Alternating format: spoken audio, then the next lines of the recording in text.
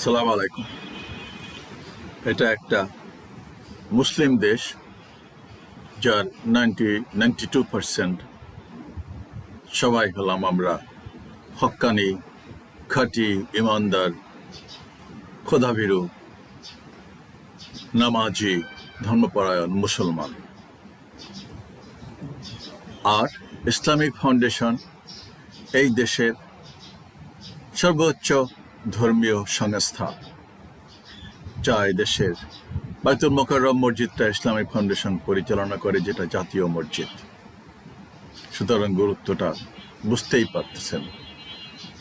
আর আল্লাহর অশেষ মেহেরবানি যে এই হক্কানি আলেম ওলামাদের দোয়া বরকতে মাশাআল্লাহ একটা ইমানদার হক্কানি দল, খোদাভীরু দল, পরহেজগার রাষ্ট্র ক্ষমতায় আসছে।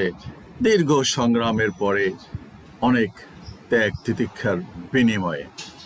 ভাগ্যিস যে এই হক্কানি আলেম ওলামা আর অন্য যারা ইমানদার লোকজন আছেন, তাদের দোয়ার বরকতে, অশেষ চেষ্টায় এই জামায়াতটা, আমি যাদেরকে বলি বেদিন জামায়াতটা, মওদুদি গোলাম আজমের অনুসারী, এগুলা ক্ষমতার ধারে কাছেও আসতে পারে নাই। তবে দুর্ভাগ্য হলো যে আসলে কোথায় যে গন্ডগোল, আমি নিজেও সেটা বুঝি না। অনুরোধ করতেছি, ইসলামিক ফাউন্ডেশনের বিষয় এই অনুসন্ধানী প্রতিবেদনটা আপনি একজন ইমানদার মুসলমান হিসাবে আপনার দেখা উচিত। দেখেন, তারপরে আবার সামান্য কিছু কথা বলি।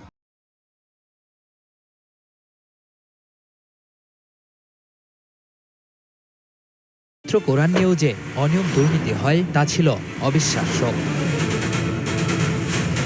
সত্য বের করতে গিয়ে বারবার হোঁচট খেয়েছি আমরা। কোরআন আমাদের সর্বশ্রেষ্ঠ গ্রন্থ। খুবই নিন্দনীয়, দুঃখজনক। এটা কর্তৃপক্ষকে জিজ্ঞাসা করেন। একটু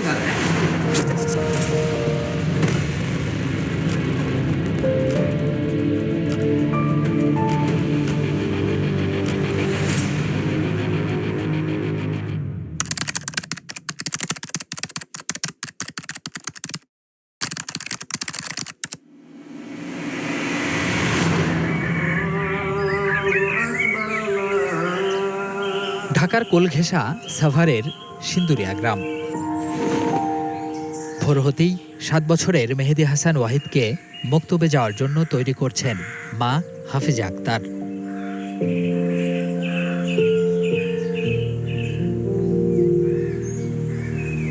বছর 5 আগে বাবাকে হারিয়েছে ওয়াহিদ। দারিদ্র্যের কষাঘাতে পড়ালেখায় যেখানে অনিশ্চিত, সেখানে হাফিজা আক্তারের মতো অনেক মায়েরই ভরসা মসজিদ ভিত্তিক শিক্ষা কার্যক্রম। মক্তবে দিয়েছি, আমি চাই এখান থেকেও দিন শিক্ষাটা, কোরআন শিক্ষাটা এখান থেকেও হোক, এভাবে যেন মানুষের মতো মানুষ হতে পারে।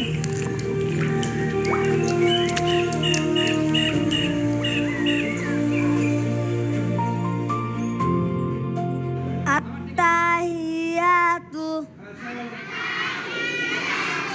লিল্লাহি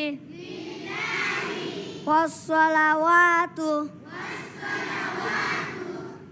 প্রায় হাফ কিলোমিটার দূরের মসজিদে ওয়াহিদ পাচ্ছে সহজ কোরআন শিক্ষার সবক।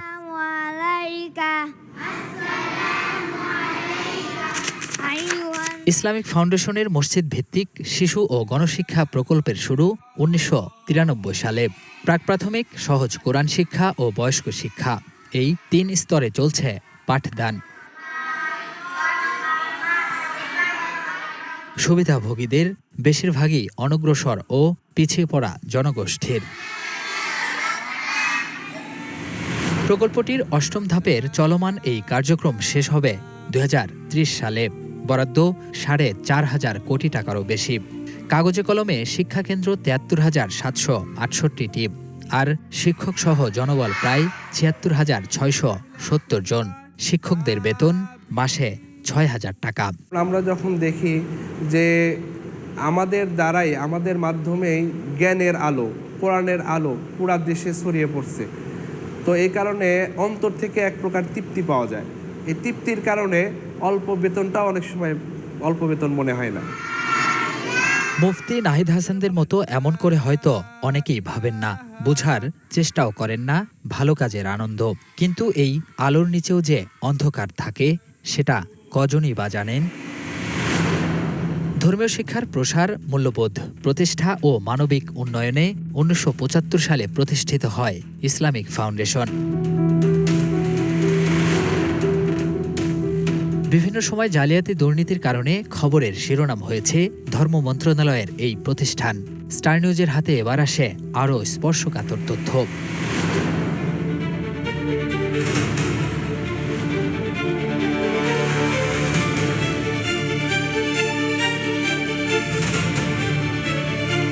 আর সেই নথিতেই মিলে চমকে দেওয়ার মতো তথ্য। পবিত্র কোরআন মুদ্রণেও হয়েছে অনিয়ম দুর্নীতি। মসজিদ ভিত্তিক শিশু ও গণশিক্ষা প্রকল্পে কোরআনুল কারিম সহ নানা শিক্ষা উপকরণ দরকার হয়। এগুলো কেনা, ছাপানো আর বাঁধাই সবই হয় ইসলামিক ফাউন্ডেশনের নিজস্ব ছাপাখানায়। বিধি অনুযায়ী কাজটি হবে সরাসরি ক্রয় প্রক্রিয়ায়। বেসরকারি কোনো প্রেসকে এই কাজ দেওয়ার সুযোগ নেই। কিন্তু নথি বলছে ভিন্ন কথা। বইপুস্তক মুদ্রণ ও কেনাকাটায় অনিয়ম জালিয়াতির আশ্রয় নেওয়া হয়েছে, যে কাজগুলো হয়েছে বছরের পর বছর ধরে। স্টার নিউজের অনুসন্ধানী দল হাজির হয় ইসলামিক ফাউন্ডেশনের সেই ছাপাখানায়, যেখান থেকে প্রকল্পে কোরআন শরীফও সরবরাহ করা হয়।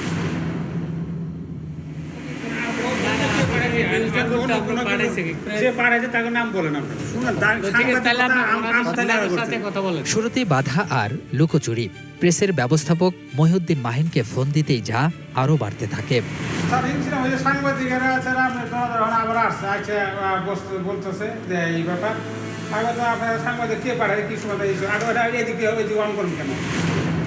মুখ খুললেন না প্রেসের সহকারী ব্যবস্থাপকও।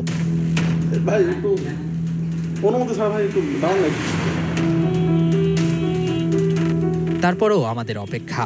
শেষ পর্যন্ত পরিচয় গোপন রাখার শর্তে কথা হয় প্রেসেই কাজ করা একজনের সাথে। লাখ লাখ কোরআন শরীফ, বই এগুলো বাইরের প্রেস থেকে ওনারা ছাপায় নিয়ে আসে টাকা খাওয়ার জন্য। এগুলো তো ভাই আপনারা একটু দেখে আমি আসলাম, এগুলো একটু আপনারা একটু দেখবেন। দুর্নীতি অনিয়ম অনেক বড় এখানে, বেশি কথা বললে আমার সমস্যা হয়ে যাবে।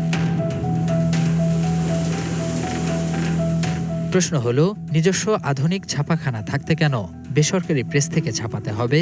কেন এত লুকোচুরি? উত্তর খুঁজবে স্টার নিউজের অনুসন্ধানী দল। অনুসন্ধানে বেরিয়ে আসে ২০১৪ থেকে ২০১৮ সালে বিধি লঙ্ঘন করে বাইরে থেকে কোরআন ছাপানো হয়েছে একাধিক প্রেসে, যার একটি ১০ দিশা প্রিন্টার্স। শুধু এই একটি প্রতিষ্ঠান থেকেই মুদ্রণ ও বাধাই হয়েছে ২ লাখেরও বেশি কোরআন শরীফ। ১০ দিশা প্রিন্টার্সও খুঁজে বের করি আমরা। কথা হয় প্রেসের চেয়ারম্যান আমিন হেলালের সাথে। দেখেন, আমাকে যে স্পেসিফিকেশন দেওয়া হয়েছে সেই স্পেসিফিকেশনের ভিত্তিতেই আমরা টেন্ডার করেছি। সরবরাহকারী প্রতিষ্ঠানের বক্তব্যে বোঝা যায় বছরের পর বছর বাইরে থেকে বই ছাপানোর এই অনিয়মকে এক ধরনের রীতি বানিয়ে ফেলেছে ইসলামিক ফাউন্ডেশন। অবাক করা তথ্য হলো, কার্যাদেশ ছাড়াও বাইরের প্রেস থেকে কোরআন কেনার নজির রয়েছে। ধলেশ্বরী লিমিটেড নামের সেই ছাপাখানা সাবেক এমপি আব্দুল লতিফ সিদ্দিকীর পরিবারের। আরও আশ্চর্যের বিষয় হলো, কোরআন না ছাপিয়েও প্রায় ২ কোটি টাকা হাতে নেয়ার তথ্য মিলেছে স্টার নিউজের অনুসন্ধানে। এবার হিসাবের খাতায় নজর দেয়া যাক। আমাদের হাতে আসা নথি বলছে ২০১৪ থেকে ২০১৮ সাল পর্যন্ত পবিত্র কোরআনের মোট ২৩,৩১,০০০ কপি কেনা হয় বাইরের প্রেস থেকে। নিম্নমানের কাগজে ছাপানো এসব কোরআন কম দামে কিনে ৫ বছরে ১২.৫ কোটি টাকা লোপাট করা হয়। কম দামে নিম্নমানের কাগজে কোরআন সরবরাহ করায় সে সময় ক্ষোভও প্রকাশ করেন খোদ ইসলামিক ফাউন্ডেশনের মান যাচাইকারী এই কর্মকর্তা। আল্লাহর কোরআন কি আর বলবো, কিন্তু মনে রাখেন আপনি ইংলিশের নামেন না, যেই খারাপ পাইছে ৭০০ টাকা করে। ২০২৫ সালেও কোরআন মুদ্রণ ও কেনাকাটায় অনিয়ম দুর্নীতির বিষয়টি সামনে আনা হয়। ধর্ম মন্ত্রণালয় বিশেষ কমিটি গঠন করলেও ফাউন্ডেশনের অসহযোগিতার কারণে সেই তদন্ত আর আগায়নি। যদিও আওয়ামী লীগ সরকার আমলে হওয়া এসব অনিয়ম দুর্নীতির বিরুদ্ধে ব্যবস্থা নেওয়ার কথা বললেন ফাউন্ডেশনের বর্তমান সচিব। এখানকার কর্মকর্তা কর্মচারী হিসেবে না, একটা সাধারণ পাবলিক হিসেবেও আমরা বা ধর্মীয় মুসলমান হিসেবেও আমরা অবশ্যই এইটা আমরা মেনে নিব না। কারণ কোরআন আমাদের সর্বশ্রেষ্ঠ গ্রন্থ কোরআন। এই কোরআন নিয়ে কোনো অবমাননা বা করণে কোনো দুর্নীতি আমরা কখনোই এটা মেনে নেব না। সে যেই হোক তাকে অবশ্যই শাস্তির আওতায় আনতে হবে। ইসলামিক ফাউন্ডেশনের নীতি বহির্ভূত এমন কার্যকলাপ শুধু কুরআনুল কারিমেই সীমাবদ্ধ ছিল না, আরও দুর্নীতির গল্প রয়েছে এই প্রতিষ্ঠানের। ইসলামিক ফাউন্ডেশনের প্রেসে পুস্তক ও শিক্ষা উপকরণ মুদ্রণেও হয়েছে ব্যাপক অনিয়ম আর দুর্নীতি। 2015 থেকে 2018 এই 4 বছরে প্রায় 1.5 কোটি পুস্তক ছাপানো হয় বাইরের 5টি প্রেস থেকে। রাজধানীর নয়াপল্টনের প্রিয়াঙ্কা প্রিন্টিং অ্যান্ড পাবলিকেশন এই প্রেস থেকে কায়দা ও দ্বীনি শিক্ষা নামের 9,61,000 পুস্তক মুদ্রণ করা হয়। 2010-11-12 থেকে শুরু হয়েছে, এই পদ্ধতিতে চলছেই। তারা ওপেন করতেছে, কাজ করতেছে, টাকা দিতেছে। আমরা এটা কেমনি বুঝুন যে ওপেন করতে পারে না? 2019 সালেও সহজ কোরআন শিক্ষা বই ছাপানোর কাজ করেছিল এই প্রেস, তবে কার্যাদেশ ছাড়া। প্রকিউরমেন্ট নীতিমালায় যেখানে সাবকন্ট্রাক্টের সুযোগই নেই, সেখানে কার্যাদেশ ছাড়াই কিভাবে কাজ পেল প্রিয়াঙ্কা প্রিন্টিং? এটাকে বলে আপনার ফ্লাইং মুদ্রণ বলে আর কি। ফ্লাইং, সেই কাগজ দিয়েছে, আমি ফ্লাইং করে দিছি এবং সে আমাকে রিকোয়েস্ট করছে যে আমরা আপনার কার্যাদেশ তালিকাভুক্তি করছি, কমপ্লিট করে আমরা আপনাদের কার্যাদেশ দেবো। এখন পর্যন্ত এই অবস্থায় আছে। কার্যাদেশ ছাড়া কাজ পাওয়া আরেক প্রতিষ্ঠান বর্ণশোভা মুদ্রায়ন। 2019 সালে মসজিদ ভিত্তিক প্রকল্পের কায়দা ও দ্বীনি শিক্ষার 5 লাখ বই ছাপায় তারা। ঠিকানা ধরে যাত্রাবাড়ি এলাকায় স্টার নিউজ। জানা গেল প্রেস মালিক সাইফুল কুদ্দুস মুকুল ব্যবসা গুটিয়ে ফেলেছেন। দেশের বাইরে তো মালিক গেছে, রুদপুর দিয়ে একজনকে বুঝাই দিয়ে গেছে, এখন মালিকানা বর্তমানে নাই। এই ছাপাখানা সাবকন্ট্রাক্ট হিসেবে সহজ কোরআন শিক্ষা, কায়দা ও দ্বীনি শিক্ষা এবং আমার প্রথম পড়া মিলিয়ে 37 লাখেরও বেশি কপি ইসলামিক ফাউন্ডেশন প্রেসকে সরবরাহ করেছে। একই ধরনের প্রায় 34 লাখ বই ছাপানোর কাজ পায় পেপার প্রসেসিং নামের আরেক প্রতিষ্ঠান। যদিও এ বিষয়ে প্রতিষ্ঠানের কেউ আনুষ্ঠানিকভাবে কথা বলেননি। একই প্রক্রিয়ায় এসআর প্রিন্টার্স এবং ফরাজি প্রিন্টার্সও পেয়েছে বই ছাপানোর কাজ। এসব কাজে কোনো নিয়মনীতির তোয়াক্কা করেনি ইসলামিক ফাউন্ডেশন।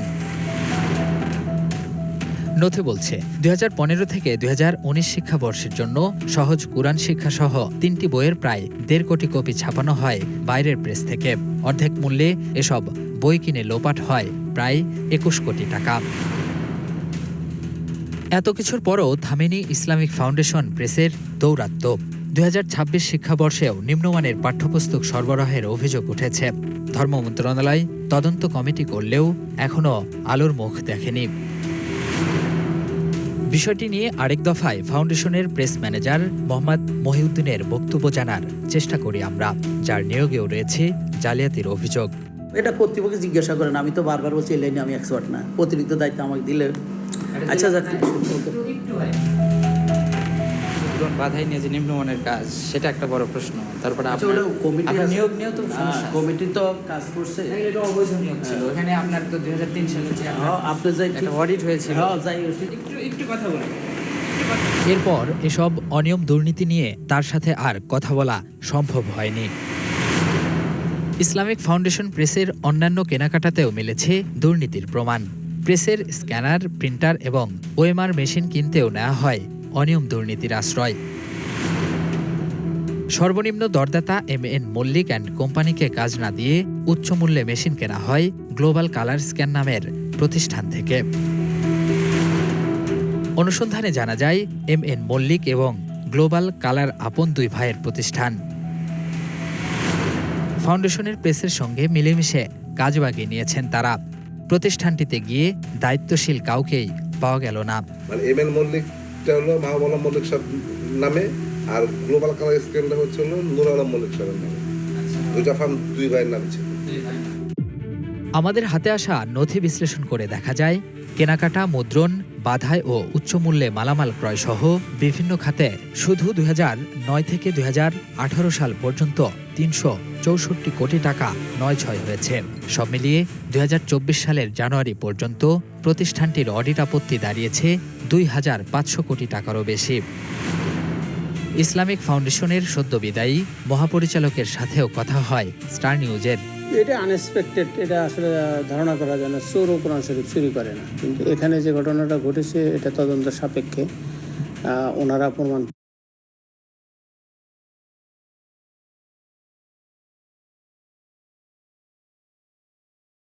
নিশ্চয়ই নিজ কানে শুনলেন প্রতিবেদন।